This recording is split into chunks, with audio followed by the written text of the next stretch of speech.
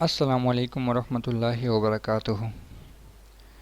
اللہم صلی علی محمد کما تحب و ترضی۔ اپنا عامل خود بنی میں آپ سب کو خوش آمدید۔ ناظرین و سامعین، اس ویڈیو کو آپ لوگ جتنا زیادہ سے زیادہ ہو سکے شیئر کر لیں اور میری ان باتوں کو بھی غور سے سن لیں، کیونکہ یہ ویڈیو آپ کی جان بچا بھی سکتی ہے اور آپ کی جان لے بھی سکتی ہے۔ میرا یہ ویڈیو ان موضوع سے متعلق ہے جس کے میں کچھ باتیں بتا دیتا ہوں۔ خبردار دستغیب کا عمل نہ کریں، یا خبردار باطنی آنکھ کھولنے کی غلطی نہ کر لیں۔ اس کی میں آج حقیقت، وضاحت، سچائی بتا رہا ہوں۔ یہ میں نے کسی کتاب سے نہیں پڑھی، یہ وضاحتاً کہہ دوں۔ دستغیب ملتا کیسے ہے؟ ہم اس کو کیسے حقیقت میں پا سکتے ہیں؟ ان کی گہرائی تک ہم کیسے جا سکتے ہیں؟ شاہین کورس کے متعلق میں نے ایک ویڈیو بتایا تھا، لفظ اللہ کا۔ ان باتوں کو دوبارہ کہہ دو، غور سے سن لے۔ یہ آپ کی زندگی بچا بھی سکتی ہے اور دوسروں کی بھی، اور آپ کو نقصان بھی دے سکتا ہے۔ جو لوگ دستغیب کے معاملے میں جانے کی کوشش کرتے ہیں، دستغیب کو حاصل کرنے کی کوشش کرتے ہیں، ان ویڈیو کو ان تک ضرور پہنچائے۔ کوشش کر لیں کہ یہ ویڈیو وہ دیکھ لیں۔ ہم کہتے ہیں نا دستغیب، سورہ کوثر کا دستغیب بہت ہی اچھا، سورہ مزمل کا دستغیب اس سے اچھا، سورہ فاتحہ کا دستغیب اور اچھا، سورہ واقعہ کا دستغیب بے شک اچھا۔ کام کیسے کرتا ہے؟ حدیث مبارکہ میں دستغیب کے باقاعدہ اعمال ہے جو سورہ واقعہ کی شکل میں بتاتا ہوں۔ یہ کام کیسے کرتا ہے پھر بتا دوں۔ یہ میں نے کسی کتاب سے نہیں پڑھی، بلکہ اپنے پریکٹس، اپنے نالج یا اپنے علم کے مطابق یہ میں کہہ رہا ہوں۔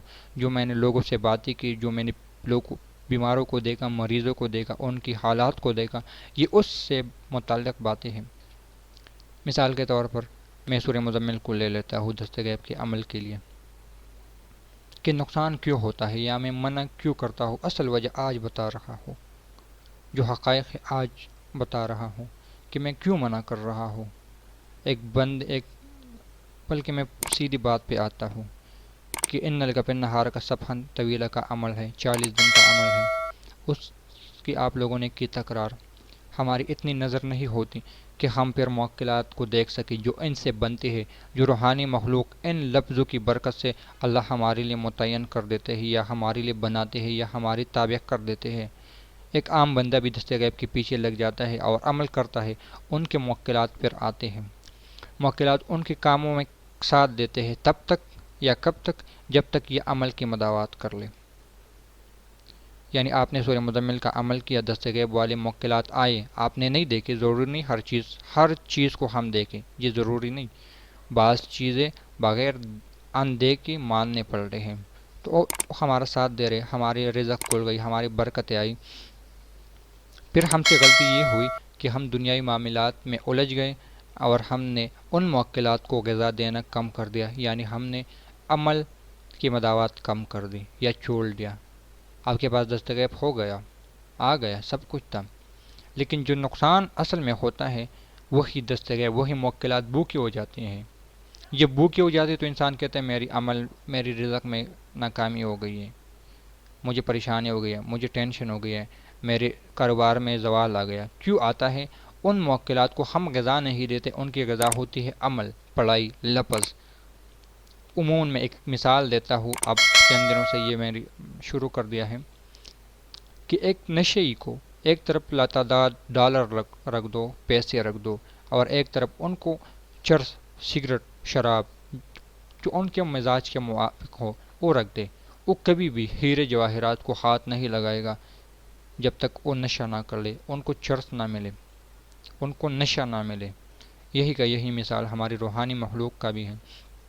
ان کا پیٹ بھرتا ہے خوشبو سے اور ہم ان کو دے گوبر، تو یہ کہاں کا قانون ہے؟ یا ہم کھاتے ہیں روٹی اور ہم انسان خود کھانا شروع کر دے گوبر، تو یہ کیسا انصاف ہے؟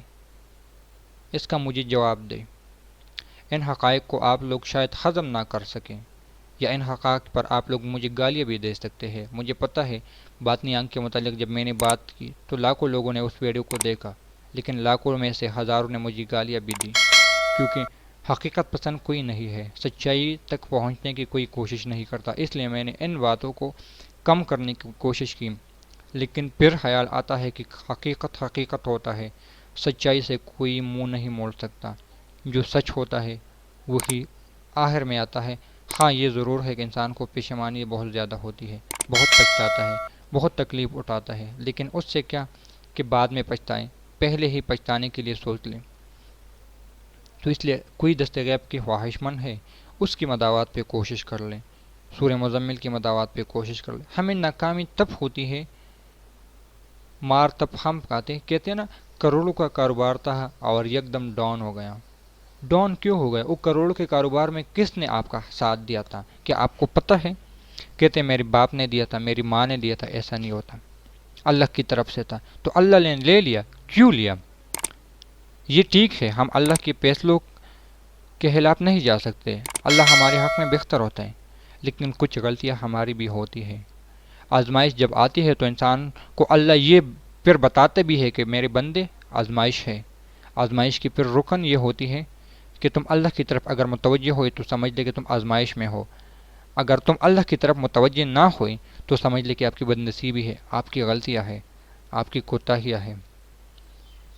انشاءاللہ مجھے امید ہے کہ جو بھی دست غیب کے عمل کے خواہش مند ہوں گے، ان باتوں کو ان سے بہت ہی فائدہ ہوگا، ان باتوں کو غور سے سنیں، ان کو شیئر کرنے کی کوشش کر لیں، زیادہ سے زیادہ لوگوں تک پہنچائیں، کیونکہ میں دیکھ رہا ہوں میرے چینل پہ اس وقت جو سب سے زیادہ دیکھی جانے والی ویڈیو ہے وہ دست غیب کے متعلق ہے، شاید اس لیے کہ میں نے وضاحتاً بات کی ہے دست غیب کے متعلق۔ تو اس ویڈیو کو زیادہ سے زیادہ لوگوں تک شیئر کرے، پہنچائے، اس کے بارے میں اچھے کمنٹس کر لیں۔ میں عموماً شیئر یا کمنٹس وغیرہ کی بات نہیں کرتا، لیکن اس ویڈیو کے لیے اس لیے کہہ رہا ہوں کہ لوگ پریشان ہیں، ایک طرف ان کی پریشانی کا حل یہ ہے کہ خدا کے لیے اگر کوئی عمل آپ لوگوں نے کیا تو اس کی مداوات کر لیں۔